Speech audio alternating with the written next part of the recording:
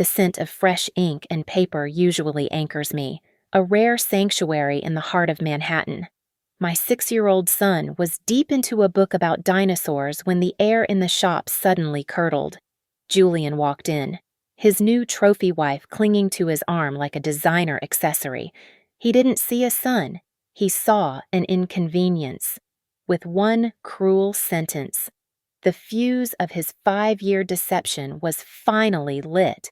Sloane Sterling is a name that people in the high-stakes world of Manhattan finance associate with ice-cold precision. At 36 years old, I have spent over a decade as a senior risk analyst at Crestview Analytics, a firm where a single decimal point out of place can mean the death of a multi-billion-dollar empire. My life is a series of calculated moves and contingency plans. However, on a drizzly Saturday afternoon in the heart of the city, my professional armor was nowhere to be found. I was simply a mother, tucked away in the back of a boutique bookstore called the Paper Wing, watching my 6-year-old son, Oliver, lose himself in the prehistoric world of dinosaurs. The shop smelled of old parchment, high-end espresso, and the damp wool of coats left by the door. It was my sanctuary. Oliver sat on a small velvet ottoman, his tiny fingers tracing the jagged spine of a stegosaurus. I leaned against a shelf of contemporary fiction, finally letting my shoulders drop after a grueling 40-hour work week. I thought I was safe here. I thought the rain-slicked streets of Manhattan could keep the ghosts of my past at bay for at least one afternoon. Then the bell above the door chimed, and the temperature in the room seemed to plummet 20 degrees. I did not need to turn around to know who it was. I felt the shift in the air, a familiar, oppressive static that used to make the hair on my arms stand up during the final years of my marriage. Julian Vane stepped into the shop, looking every bit the CEO of Crestview Analytics. He carried an aura of predatory confidence that always seemed to suck the oxygen out of the room. Clinging to his arm was Claire Dupont. She was 24, a former intern who had managed to climb the corporate ladder by landing in the CEO's bed. She was draped in ivory silk and a trench coat that cost more than most people's annual car payments. She spotted us immediately, her lips curling into a smile that did not reach her wide, artificial eyes. She leaned into Julian, whispering something in his ear before pulling him toward the children's section with a performative grace that made my stomach turn. "Oh, Julian." "Look who it is," Claire chirped, her voice cutting through the quiet hum of the bookstore like a serrated blade. "It is the little explorer, Oliver. Honey, do you remember me?" Oliver looked up, his eyes widening. He did not move toward them. He did not smile. He simply tightened his grip on his book. Julian stood there, tall and distant, looking at his own son as if he were a stranger's coat left on a chair. There was no warmth in his gaze, no spark of paternal recognition. It had been 2 years since our divorce was finalized, and in that time, Julian had treated his only child like a bad debt he had successfully written off his balance sheet. "Hello, Julian," I said, my voice steady despite the hammer of my heart against my ribs. I stepped forward, shielding Oliver with my presence.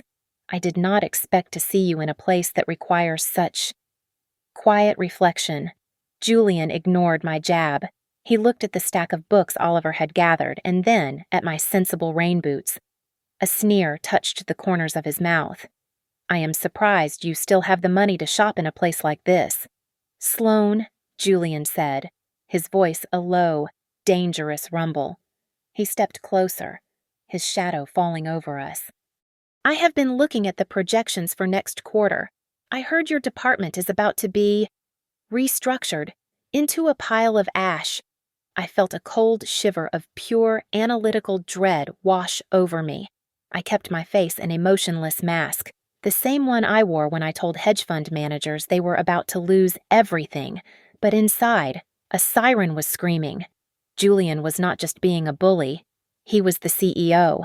If he was talking about restructuring, he was talking about my livelihood He was talking about the roof over Oliver's head and the school tuition I worked so hard to provide. You are threatening me. In front of your son. Julian, I whispered, the words catching in my throat as I forced them out. Julian leaned in even further, his eyes like two chips of gray flint. It is not a threat. Sloane, it is a forecast. You should know by now. I never lose a bet. Claire let out a soft, tinkling laugh and tugged at his arm. Come on, honey. We are late for our reservation at 3 o'clock. Let them enjoy their little books. While they can. They turned and walked away, the bell chiming again as they exited into the gray Manhattan afternoon. I stood frozen among the shelves, my mind already racing through 1,000 data points. This was not a random encounter. Julian had come here to mark his territory. He had come here to tell me that the 5 years of peace I had tried to build were over. He was coming for everything, and for the first time in my life, I realized that my silence was no longer a shield. It was a countdown. The elevator doors hissed open on the 50th floor of the Crestview Analytics building, releasing a gust of recycled, sterile air. As I stepped onto the plush charcoal carpet, the usual hum of high-frequency trading and hushed negotiations felt different. It was heavier. My colleagues, people I had worked with for over a decade, suddenly found their computer screens incredibly fascinating as I walked past. The whispers followed me like a cold draft. Rumors of a massive layoff had been circulating since 6 in the morning, and after the encounter at the bookstore, I knew exactly whose name was at the top of the chopping block. I sat at my mahogany desk, looking out over the hazy Manhattan skyline, and felt a bitter surge of memory. I had spent 10 years building this empire alongside Julian. When we first met, he was a man with a charming smile and absolutely zero assets. I was the one with the Ivy League degree in risk mathematics and the iron will to succeed. I remembered the nights we spent in our cramped studio apartment, fueled by cheap coffee and my obsession with data. Sloane, please. I do not know how to fix the third quarter projections, Julian had whispered one night, his voice trembling as he stared at a spreadsheet that would have bankrupted us before we even started. If I fail this presentation, we lose everything. I had stayed up until 4 in the morning, scrubbing his errors and rewriting the entire operational model. I made him look like a genius. I did that for a decade. I was the silent engine behind his meteoric rise to chief executive officer. I covered his tracks. I managed his liabilities, and I protected him from his own incompetence. Then came Claire Dupont. She arrived 18 months ago as a bright-eyed intern, supposedly eager to learn the ropes of corporate finance. But I quickly noticed the anomalies. As a risk analyst, I am trained to see patterns where others see noise. I saw the $85,000 Julian approved for a marketing outreach fund that had no corresponding receipts. I saw the luxury apartment in Chelsea leased under a Crestview shell company. When I finally confronted him in our home, showing him the digital trail of his infidelity and embezzlement, he didn't even flinch. He didn't beg for forgiveness. Instead, he looked at me with a terrifying clinical detachment. You have to understand. Sloane, if this gets out, the board will crucify us both, he had said, his voice smooth and devoid of the love I thought we shared. I have already prepared the documents, a public scandal involving your supposed mental instability during the audit. Or, we settle this quietly. You take the divorce, you take a severance, and you keep your mouth shut for the sake of our son. I had left to protect Oliver. I believed that if I stepped away from the board and took a quieter role in the analysis department, Julian would let us live in peace. I thought my silence was a fair price for my son's stability. But seeing him at the bookstore, seeing the way he looked at Oliver like a nuisance, I realized my mistake. Julian didn't just want me gone. He wanted me erased. He wanted to destroy my career so completely that I would never be able to challenge him again. He was burning the bridge while I was still standing on it. A shadow fell across my desk. It was Marcus, My lead junior analyst and the only person in this building I still trusted. He looked pale, his hands shoved deep into his pockets. Sloan. I heard. They are saying 40% of our department is being cleared out by Friday, Marcus whispered, his voice cracking with anxiety. They are calling it a strategic pivot. But your name. It is all over the internal memos. I am so sorry. I looked at him, my face a mask of professional calm, even as a cold fury began to crystallize in my chest. Do not be sorry, Marcus. Just tell me. Is the legacy server still mirroring the backup files from 3 years ago? Marcus blinked, his eyes darting toward the security cameras in the hallway. I think so. Why Julian said those credentials were deactivated after the divorce. Julian is a salesman, Marcus. He is not a technician, I replied, my voice dropping to a low, dangerous silk. He forgot that I was the one who designed the encryption architecture for this entire firm. He thinks he locked the door. But I still have the key. I waited until Marcus walked away before turning to my terminal. My fingers hovered over the keys, a familiar rhythm returning to my hands. Julian thought he could starve me out. He thought he could use my son as a bargaining chip while he built a throne for his mistress using stolen company funds. He had spent years treating me like a liability he could manage. He was about to find out that I was the highest risk he had ever taken. I entered the first string of bypass codes. The screen flickered, a prompt asking for a level 7 authorization that I supposedly no longer possessed. I typed in a sequence of numbers the date Oliver was born, translated into a hexadecimal code. Access granted. The data began to flow. Thousands of files, hidden in the digital basement of Crestview, began to populate my screen. Julian thought he was deleting his past, but in the world of high finance, nothing ever truly disappears. It just waits for someone with the right eyes to find it. The data on my screen was a digital autopsy of a dying empire. I sat in the dim glow of my monitors long after the cleaning crews had finished the 49th floor, my fingers flying across the keys with a cold, rhythmic intensity. I had found it. Tucked away in a subdirectory labeled as miscellaneous maintenance costs was the heart of Julian's grand design project Valkyrie. It was a merger proposal so massive it looked like a typo, a deal worth over $10 billion with an offshore entity whose ownership was shielded by layers of Caribbean trusts.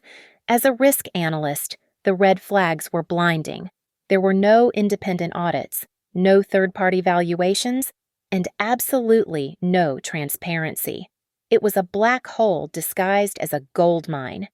I dug deeper into the backup servers, bypassing the primary security firewalls that Julian's new IT head, a man who clearly lacked my experience, had installed. That was when I found the ghost in the machine Emerald Harbor. On paper, Emerald Harbor was a consulting firm. In reality, it was Julian's personal piggy bank. I watched the ledger entries scroll by like a confession. $12,000 for a single shopping spree at Bergdorf Goodman. $45,000 every month for a glass-walled penthouse on West 57th Street. Every cent was being drained from the Crestview shareholder funds and funneled through Emerald Harbor to pay for Claire DuPont's existence. Julian was not just cheating on me. He was pillaging the company I had helped him build to buy the loyalty of a woman 10 years my junior. My phone buzzed on the mahogany desk, the vibration startling me in the silence of the office. It was a message from Marcus. Sloan. They just walked me out. Security. They took my badge. My blood turned to ice. Marcus had only been looking into the Emerald Harbor procurement codes for an hour before they caught him. I picked up the phone, my fingers trembling as I dialed his number. He picked up on the first ring, his voice sounding thin and terrified. Marcus? Are you okay?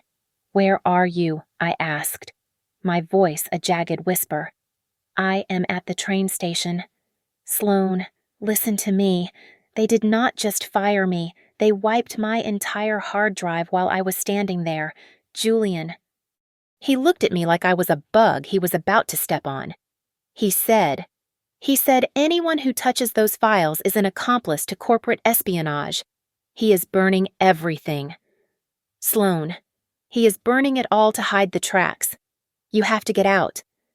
Please, just run. I cannot run. Marcus, if I leave now, he wins. He is going to blame the missing funds on us. He is going to say we were the ones who set up the shell companies. I replied, the realization hitting me like a physical blow. Julian wasn't just restructuring the department, he was setting the stage for a fall guy. Or rather, a fall woman. He is insane. He told me that you were the one who authorized the first transfer. 3 years ago. Sloan. The dates.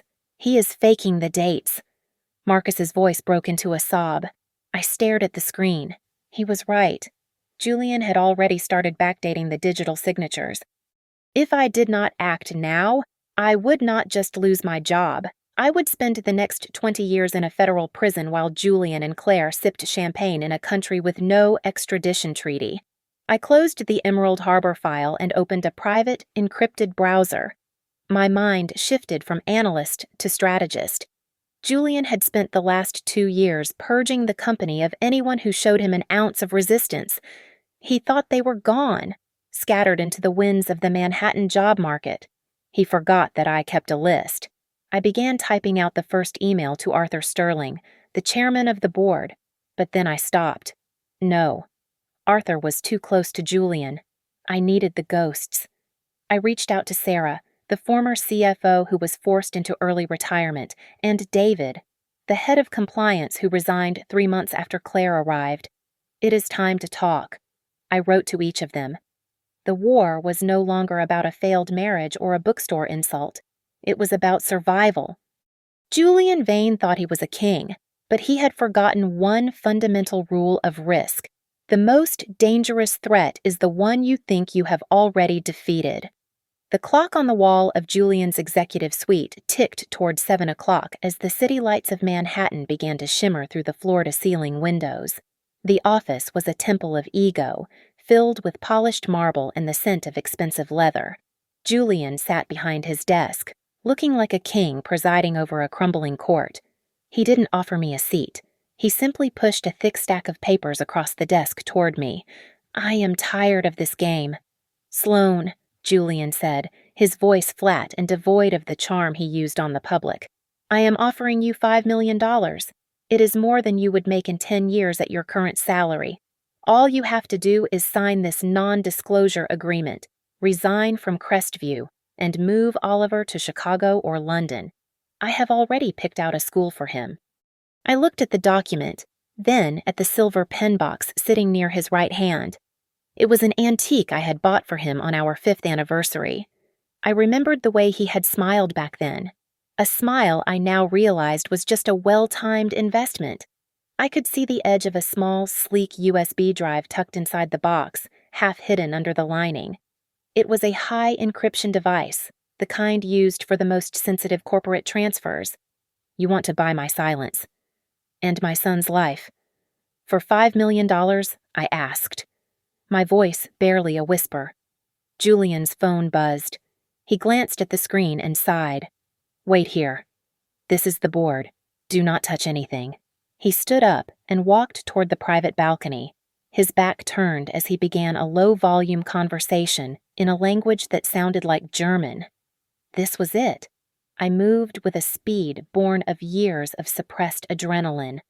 I reached into my pocket, pulled out the identical empty drive I had prepared, and swapped it for the one in the silver box. My hands were steady, my mind a cold vacuum of logic. I had just finished when the heavy oak door swung open. Claire Dupont stumbled in. She wasn't the polished trophy wife I had seen at the bookstore. Her hair was frantic, her makeup was smudged, and her skin was the color of unwashed linen. She didn't even notice me at first. She went straight for Julian's desk, her hands shaking so hard she nearly knocked over his coffee. Julian, we have to talk. Right now, she stammered, her voice thin and high-pitched. Julian marched back inside, his face darkening with a rage that made the air feel heavy. I told you never to interrupt me when I am in a meeting. Claire, get out, I cannot. I just got another notice. From the bank. Claire cried, her voice breaking as she ignored his command. Emerald Harbor. The accounts are overdrawn by $3 million. They are saying I am personally liable. Julian, please. You said this was just for the tax benefits. The room went dead silent. I sat there, watching the mask finally slip off Julian's face. He didn't look like a CEO anymore. He looked like a predator cornered in his own den. He stepped toward Claire, and for a moment, I thought he might actually strike her. You stupid girl, Julian hissed, the words dripping with a contempt that was almost physical. I gave you a life you never deserved. I gave you the clothes, the apartment, the name. You are the president of Emerald Harbor. It is your signature on the debt, not mine. Now shut your mouth and go back to the car. Before I decide you are no longer worth the trouble. Claire recoiled as if he had slapped her. She looked at me then, and for the first time, the hatred in her eyes was replaced by a hollow, haunting fear. He told me it was for us. He said it was for our future. Julian turned back to me, ignoring Claire's sobbing. He slammed his hand on the desk, pointing at the agreement. Sign it, Sloan.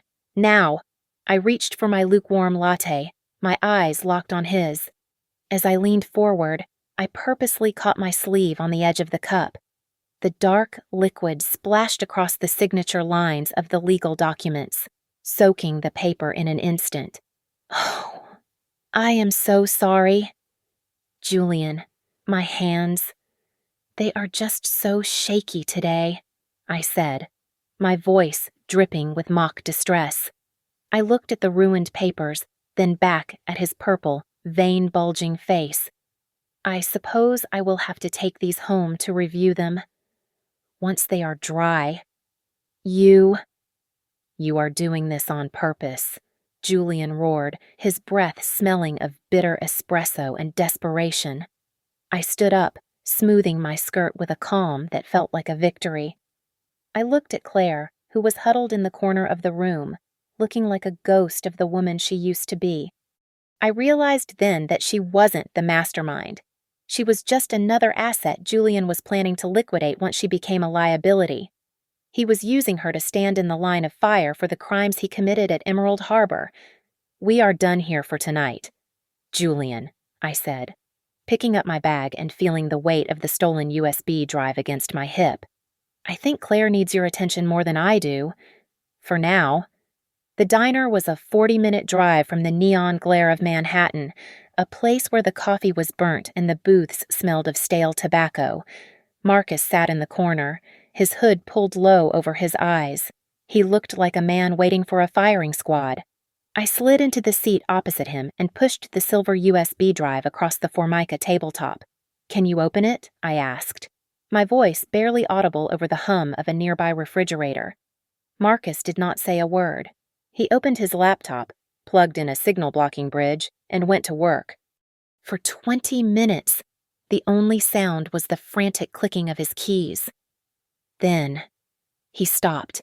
He looked at me, his face a pale mask of horror. Sloan, I have never seen anything like this.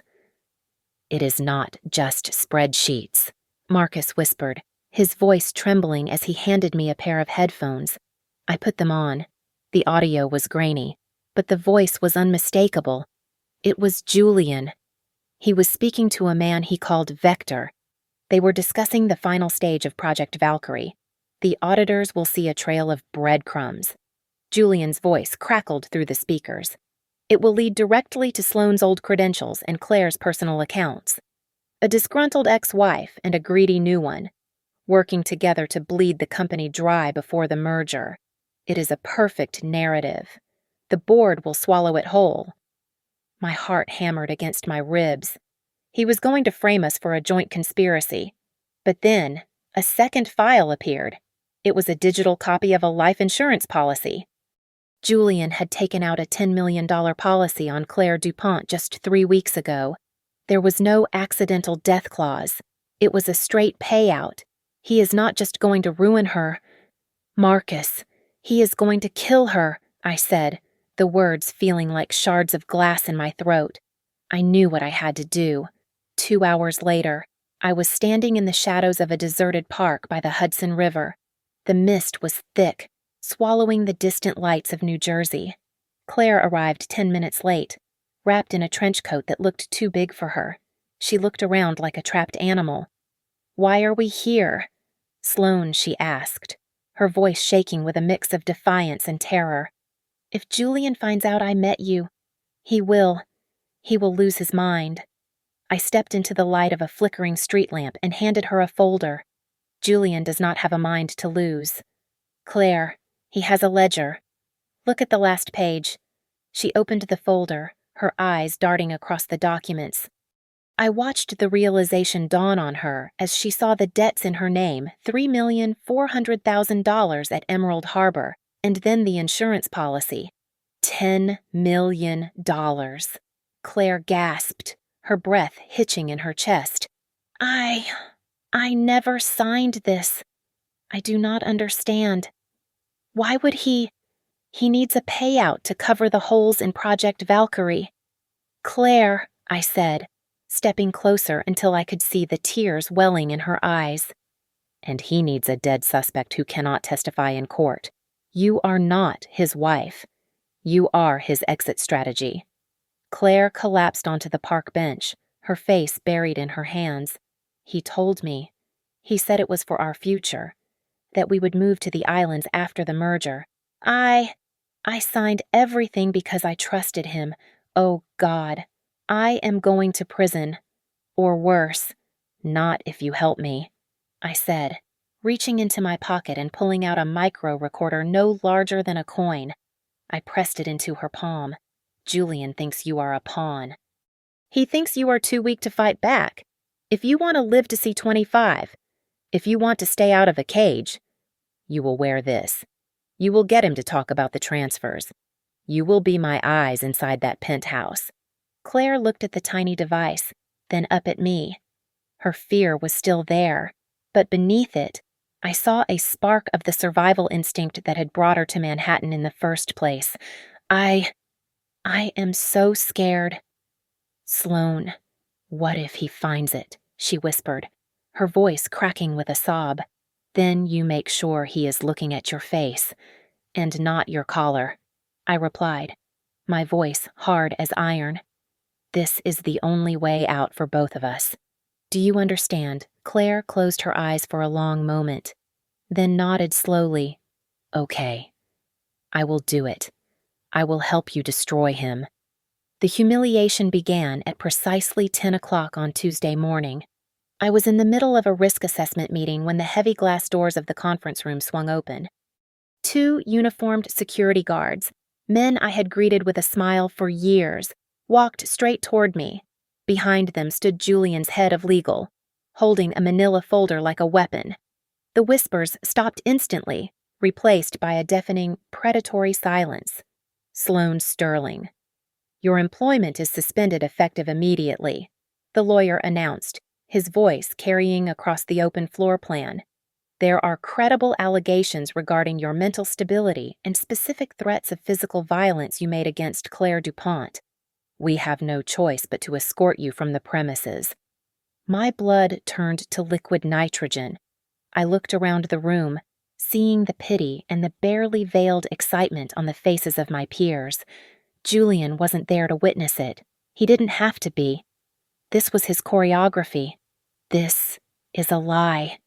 He is making this up, I whispered, my voice cracking as the realization hit me. I looked at Jerry, the lead guard, whose eyes were full of genuine regret. "Jerry, please, you know me. I would never hurt anyone. I am sorry, Sloane. I really am. But we have to go now," Jerry said, his hand hovering near my elbow. I was marched through the lobby, past the digital ticker tapes and the portraits of the board members, like a criminal being led to the gallows. By the time I reached the sidewalk of Park Avenue, the rain had started again, a cold Manhattan drizzle that soaked through my blazer. I hailed a cab, my mind screaming with a single thought, Oliver. When I arrived at our apartment on the Upper West Side, my key wouldn't turn. I rattled the handle, then pounded on the heavy oak door until my knuckles bled. A white envelope was taped to the wood at eye level. I ripped it open with trembling fingers. It was a temporary restraining order. Julian had convinced a judge that I was a danger to our son. Oliver had been moved to an undisclosed location for his safety. I leaned my forehead against the door, the cold wood biting into my skin. Julian had taken my career.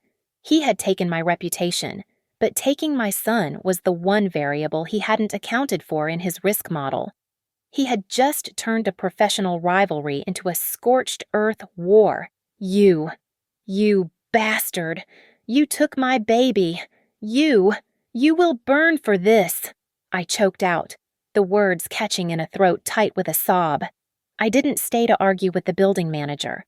I walked 3 blocks to a payphone, one of the few left in the city, and dialed a number I had memorized 5 years ago. Elias. It is Sloan. He took him. He took Oliver. I said the moment he picked up, "Stay calm." Sloan, where are you? Elias's voice was like gravel, steady and grounding. Meet me at the safe house in Queens, the one with the green door. I will have the gear ready. 2 hours later, I was hunched over a flickering laptop in a basement apartment that smelled of solder and old coffee. Elias, a man I had once saved from a ruinous fraud charge, sat beside me, his fingers dancing across a custom-built server. We worked through the night, the only light in the room coming from the blue glow of the monitors, around 4 a.m. I found it. Hidden within the digital copies of our old joint bank accounts was a series of loan applications filed 6 months before our divorce. Look at this. Elias, that is my signature, I said, pointing at a scanned document for a $2 million personal loan. I felt the air leave my lungs. But I never signed this. I was in the hospital with Oliver's pneumonia that week. I was not even in the state. It is a high-end forgery. Sloan. Julian used his own software to mimic your pressure points, Elias muttered, zooming in on the pen strokes. He was setting you up as the primary debtor years before he even met Claire. He wanted you to look like a desperate, failing gambler. Julian's plan was a masterpiece of psychological warfare. By branding me as unstable and a criminal, he ensured that no one, not the board, not the police, and not the courts would believe a word I said about the billions missing from Crestview.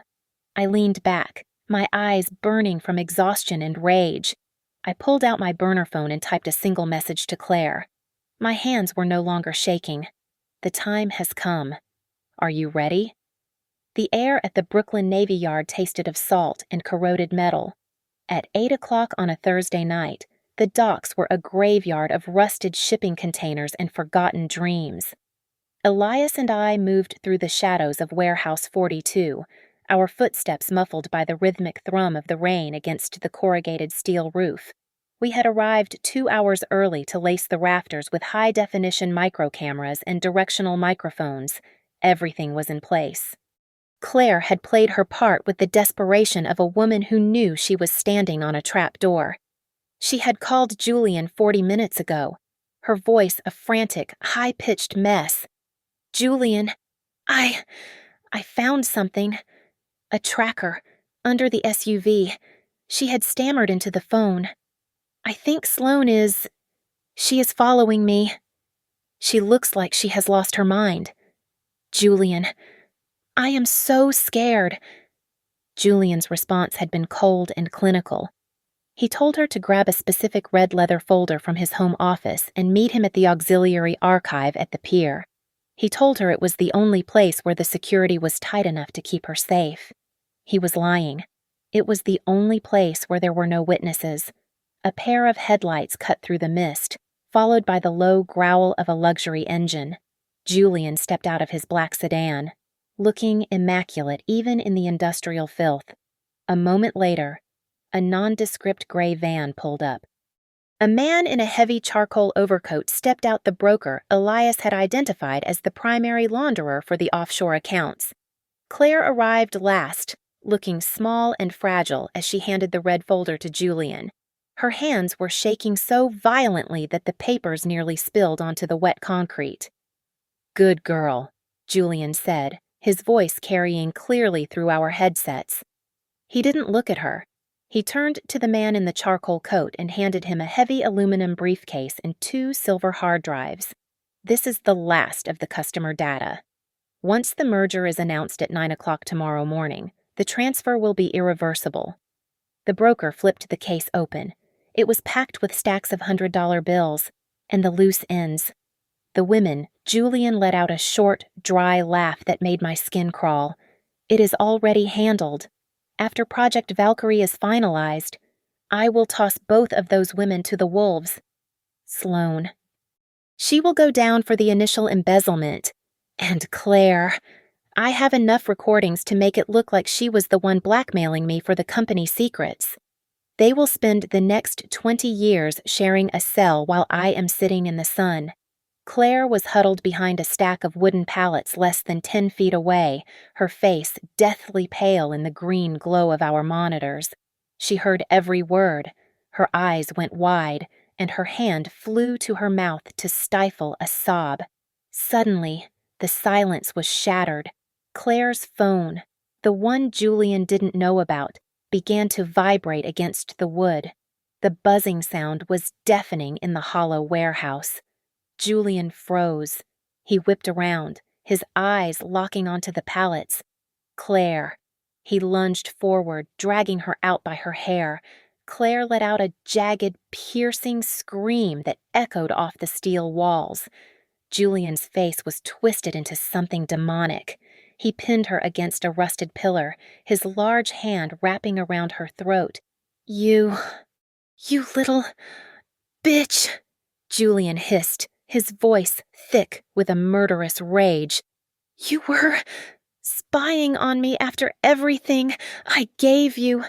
Julian, please, I cannot breathe."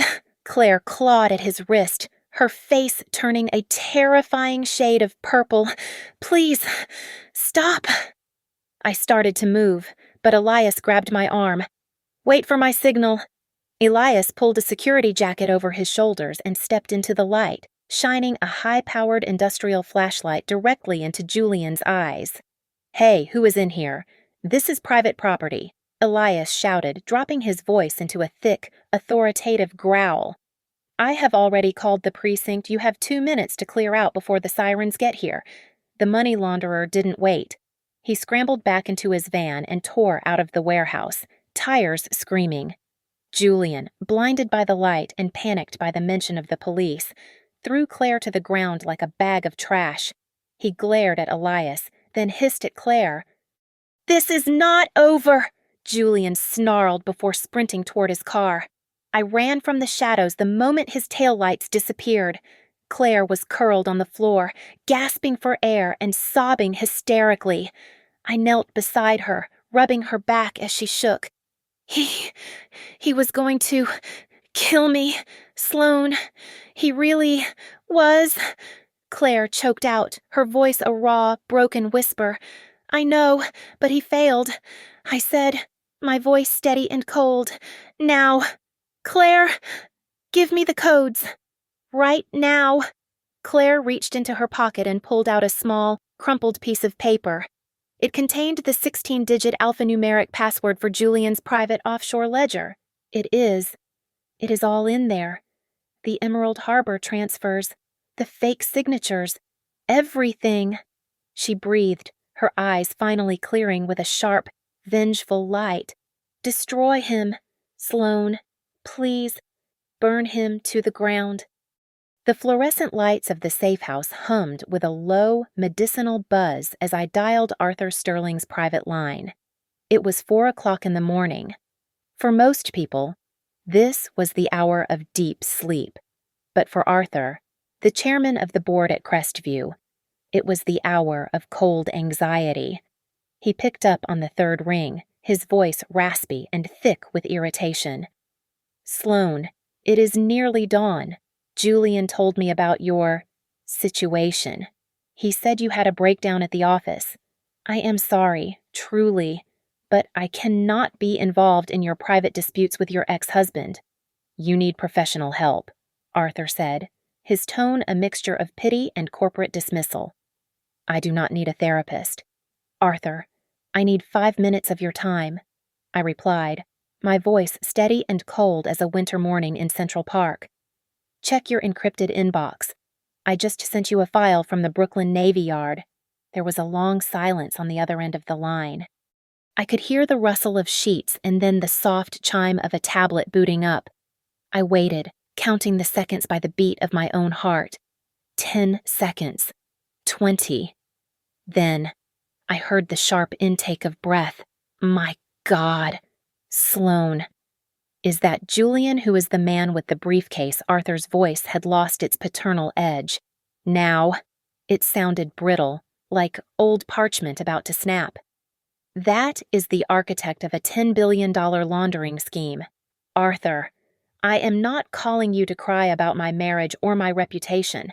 I am not even here just to demand justice for myself. I am here to save Crestview from being dismantled by the FBI. If Project Valkyrie goes through tomorrow morning, the federal government will seize every asset this firm owns. You will lose your legacy, and the board will spend the next 20 years in a courtroom. You have a choice. You can believe the story Julian told you about the crazy ex-wife, or you can look at the data." "What? What do you want me to do?" he stammered. "Give me the floor at the shareholders' meeting tomorrow, 5 minutes before Julian takes the stage. I will handle the rest." After hanging up, I spent the next 6 hours refining my final presentation. This was the most important risk analysis of my career. I wasn't looking at market trends or interest rates. I was calculating the exact moment Julian would reach his peak of arrogance, the moment he would be most vulnerable to a total system failure, to ensure Julian stayed blind to the coming storm.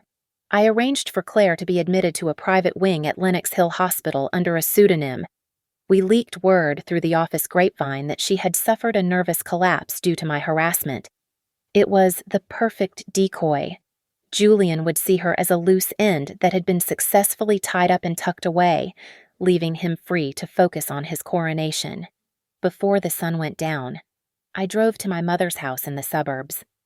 The sight of Oliver playing with his toy trucks on the living room rug nearly broke the mask I had worked so hard to maintain. I knelt beside him, pulling him into a hug that lasted longer than usual. He smelled like grass and childhood, a stark contrast to the scent of ozone and cold coffee that followed me now. "Mommy, are you going to stay for dinner?" he asked, his big eyes searching mine. "Not tonight, sweetie. But I promise, after tomorrow. We are never going to have to hide again," I whispered, my voice trembling for the first time in days. "Everything is going to be quiet and safe. I promise." Back at the safe house, I sat in front of my laptop and opened the auto-send scheduler. I attached the full dossier, the forged signatures, the Emerald Harbor ledgers, the insurance policies, and the warehouse footage to an email addressed to the lead investigators at the Internal Revenue Service and the editors of the 3 largest financial newspapers in the country. I set the timer for 10:30 tomorrow morning. If I didn't cancel it by then, the world would explode. If Julian tried to stop me, if the board tried to silence me, the truth would still find its way into the light. I was no longer just a mother or an analyst. I was a dead man's switch. I closed the laptop and watched the lights of the city flicker across the harbor, waiting for the final act to begin.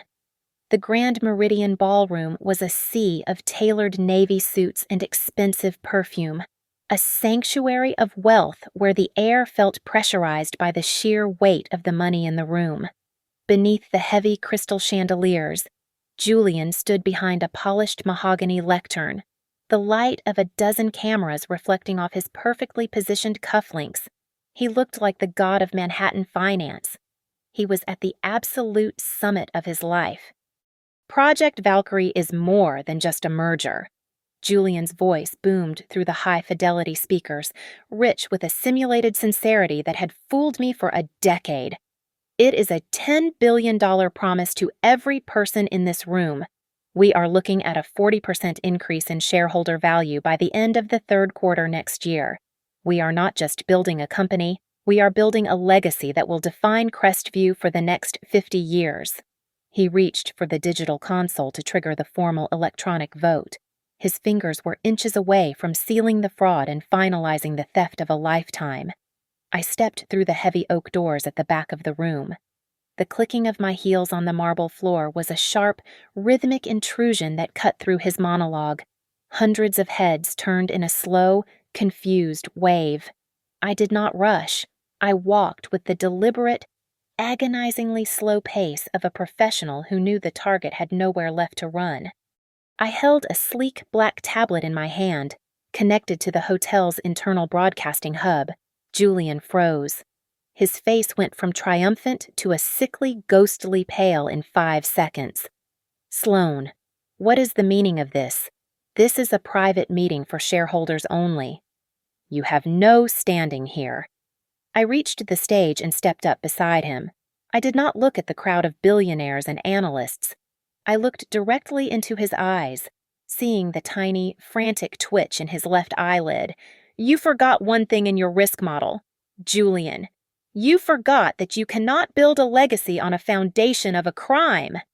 Security, Julian roared, his voice cracking as he looked toward the wings of the stage. Jerry, get this woman out of here. She is mentally unstable. She has been stalking my family for weeks. Remove her immediately. Jerry, the head of security I had spent 2 hours with in a dark basement earlier that morning, stood at the edge of the stage. He did not move. He crossed his arms over his chest and looked at the floor. He had seen the warehouse footage. He had seen the marks on a woman's throat. He was done taking orders from a ghost. I said move! Julian screamed, his composure finally beginning to fray at the edges. He is not going to help you.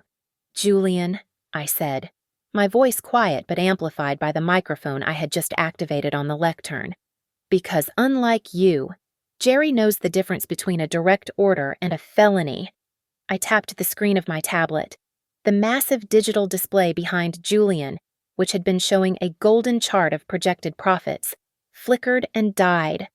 A second later, it was replaced by a complex, bright red flowchart that looked like a map of a digital crime scene. Julian, you told these people that Project Valkyrie was the future of Crestview, I said, pointing to the screen as gasps erupted from the front rows. But this is the reality. This is Emerald Harbor. See those blue lines? Those represent $85 million of shareholder capital flowing directly into private accounts in the Cayman Islands.